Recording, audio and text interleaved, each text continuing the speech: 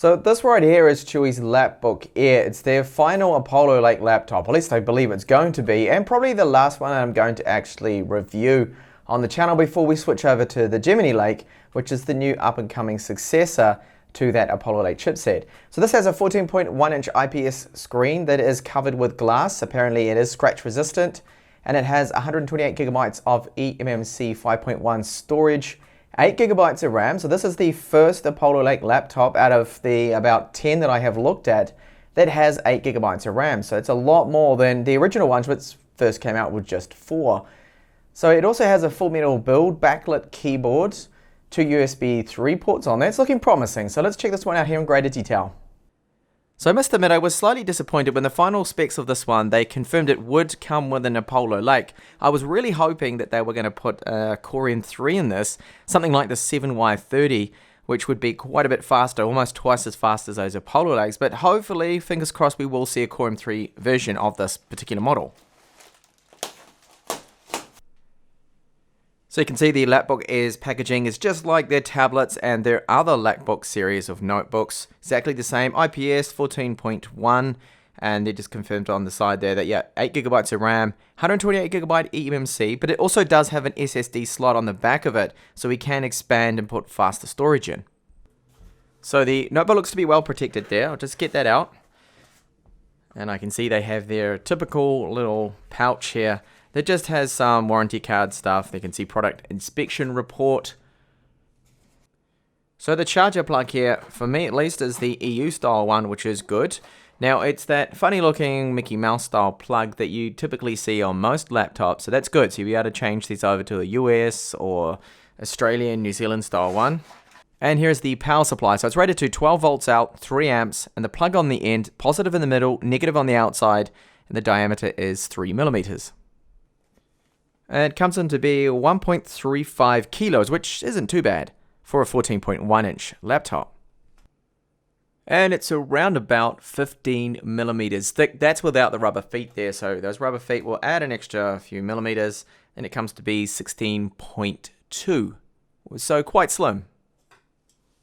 So it has a full metal build, and you can see the Chuwi logo is quite visible, and in fact has a clear plastic along here, so the backlight from that IPS panel is going to light this up. Personally, I would have loved to this have just been plain. There's a tiny little bit of flex, pushing quite hard on there, well, a little bit of flex there, but overall quite good, made out of metal here. I do like this color, so it's not a light silver, but more of a darker, towards a grey kind of silver color. So on the right side we have 2 USB 3 ports, the 3.5mm headphone jack. Of course it does support microphones. Now those ports are spaced a little close together. Ideally I like them to be spaced out a bit wider. Then we have a mini HDMI port for video out, status LED, DC in there for charging, and a micro SD card slot. So what it's missing here for me would be a USB 3.1 Type-C port on there. Would have been great, like the Cube iWork 5X. So the micro SD card reader on the side, the cards will sit in nice and flush, like so. So they shouldn't come out when you put this in your backpack. And just a very quick size comparison compared to my Mi Notebook Air 12.5-inch version, you can see is, of course, smaller, but the difference between them two isn't really that much. You have about 1.5 centimeters here, and then approximately 3 centimeters longer. Now to test out that screen hinge. So it looks a lot actually like the Mi Notebook as well, because it's a fully laminated 1080p IPS panel. They have applied a screen protector and I can see plenty of bubbles on there. Now the hinge itself, that feels really quite firm, that's good. Okay, so there's the keyboard. Oh, actually those keys are a lot higher than I thought they would be. That reminds me of the Chuwi Lapbook 14.1. So they have quite a bit of travel on them. I'll measure that in my full review, but just estimating here, that looks to be well over 1.5 millimeters of travel. Now pressing down hard there, there's a little bit of flex, but not too bad. So the keyboard looks to have it covered when it comes to shortcuts, where you have controls for your media, so play, pause, skip ahead, things like that, brightness control, volume, audio, print screen, and even a number lock on there. And you can see that with that function, you've got use of the number pad here that's already marked out next to the other letters. We don't normally see this, so it's good to have that option. Homepage up and down and end keys as well. Now the power button, as you can see, is a little bit away from the backspace key, which is good, close to the delete. Now, just test it out now that the resistance of that button is in fact exactly the same as the rest of the keys there, which is a little bit of a shame. Personally, I would have liked them to have moved this button up here, so it's even way out from the keyboard so you don't accidentally tap it. But of course, in Windows, you can set the power button to do nothing if you did tap it. Now, I have discovered a minor con here with the screen, and the hinge will only go back this far, so that's the maximum angle that it will recline, which to me doesn't seem quite enough. So first boot did not take long at all. It was about 10-15 seconds, got into Windows really quick. There was already an account created. So Chuwi has partitioned that drive, the 128 gigabytes of eMMC 5.1 storage we have. I'll test the speeds of that in just a minute. You can see they've got 75 gigabytes for data, and then they've created a partition there for Windows with 40 gigabytes of data. Now there's pros and cons to this. One of them, if you do a factory reset, then that partition on data should hopefully still be intact so you won't lose your files. You should just back them up just in case though. And you can see that my 128 gigabyte Samsung Pro Plus micro SD card has been detected, and that is working fine. So the wireless card is quite common now for these Apollo Lakes. It's Intel's dual band wireless AC 3165. Personally, I find it's a good chipset. It's reasonably fast and has good range. It is a big step up from the wireless end Realtek cards we used to have on the old Atoms. Now for memory, we've got 8 gigabytes of double data rate 3 RAM, but I have noticed that Windows is reporting that the speed is set to 1333 megahertz and not the fastest 1600 that we commonly see on the other Apollo Lake laptops that have 6 gigabytes of RAM. So hopefully I'll have a look to see if we can change this in the BIOS and set the faster speed.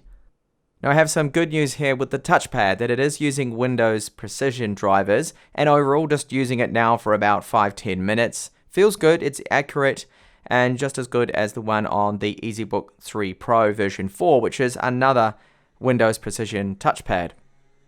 So the screen so far looking good, it's bright, and of course being fully laminated with glass, and the fact that I've still got the screen protector on, it's highly reflective. So I'm getting a huge amount of reflections to be as expected. Now viewing angles are fine, they're perfect for an IPS. I had a look at that because I had a spate of TN panels lately. So that's at least nothing to worry about here, that it is an IPS. And so far, looks really good, this screen. Very nice. So this is what the backlit keyboard looks like. There are no in-between settings, so it's either on or off. And you use function and then escape to turn it on or off there. So the underside looks a lot like the EasyBook 3 Pro, very similar design to it. So 4 rubber feet, and you can see either side speaker grills. And then a hatch on the bottom if you wanted to install a SATA 3 SSD. Now it is marked on the hatch that it has to be 22 by 42 in size. And that's if, of course, you decide to do this. You don't have to put one in. You can clone Windows then over to the SSD, which will be faster and give you greater capacity. If you do what I've done, I've gone for a 256 gigabyte SSD. So once you have installed your SSD, make sure you go into the BIOS. So when you power it up, hit delete or escape. Both of them at the same time is what I generally do. And just go into the boot order here and then select your SSD. So now that's going to boot that. Now another positive here, like the Jumper EasyBook 3 Pro version 4, the BIOS is completely unlocked. We're able to go along and even disable the power limit. Now what this does, I don't really recommend it, only if you want to get maximum performance, is to increase the power that the CPU can use. So disabling this, the GPU will actually clock a lot higher and you get way better gaming performance, but it will increase thermals, so bit of caution when using this setting. And as for the RAM, I don't actually think I can change the speed. I can't find the settings for RAM, just the memory configuration. All I can see is just this memory scrambler option. So I'm not too sure if we can increase it to 1600 megahertz, which is a shame. So I just finished running Geekbench 4 to get an idea on how that RAM's going to affect the performance. And the scores here are slightly slower. So we can see around 4000 on the multi-core score here with Geekbench 4, and single core score, that hasn't really dropped down that much at all, so it will have an impact on the performance, but only slightly. Of course, disabling that power limit might even boost things up a little bit high to compensate for that slightly slower RAM. And then a very quick look at the eMMC speeds. You can see they are really good here. As expected for 128 gigabyte eMMC 5.1 spec drives, so almost 280 reads sequential and 125 writes there. 4Ks are also quite good. So far in my use, it feels just as fast as any other Apollo Lake, or like the Jumper EasyBook 3 Pro version 4. The impact of that RAM, I'm not actually seeing it at the moment. I feel that it might only really affect gaming performance, which I will check out later on, of course, in my full review of this particular model. So there are two downwards firing speakers, as you saw earlier on in this video. Let's have a listen to how they sound.